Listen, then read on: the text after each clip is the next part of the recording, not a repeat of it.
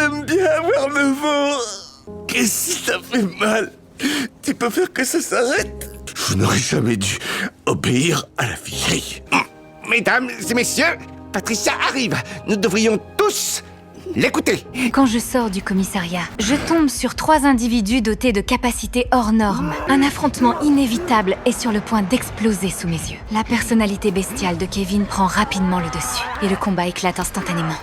Tu apprendras à te mettre à genoux devant les broyés.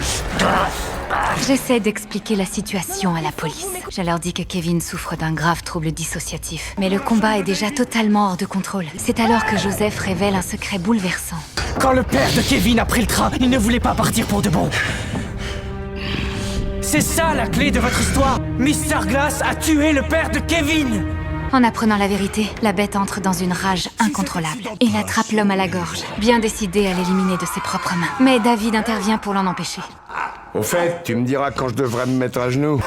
Le classique coup de théâtre, l'ennemi juré qui devient l'allié. Parce que le héros fait preuve d'un sens moral infaillible.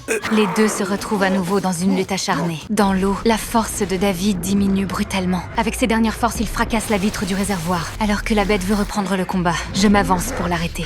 Je veux parler à Kevin Wendell Crumb. Je veux parler tout de suite à Kevin Wendell Crumb.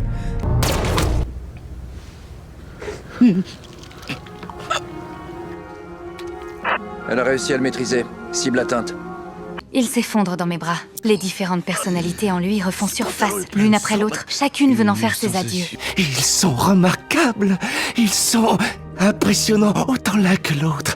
À aucun moment je n'ai douté. Jamais. Ne les crois pas s'ils te disent que j'ai douté.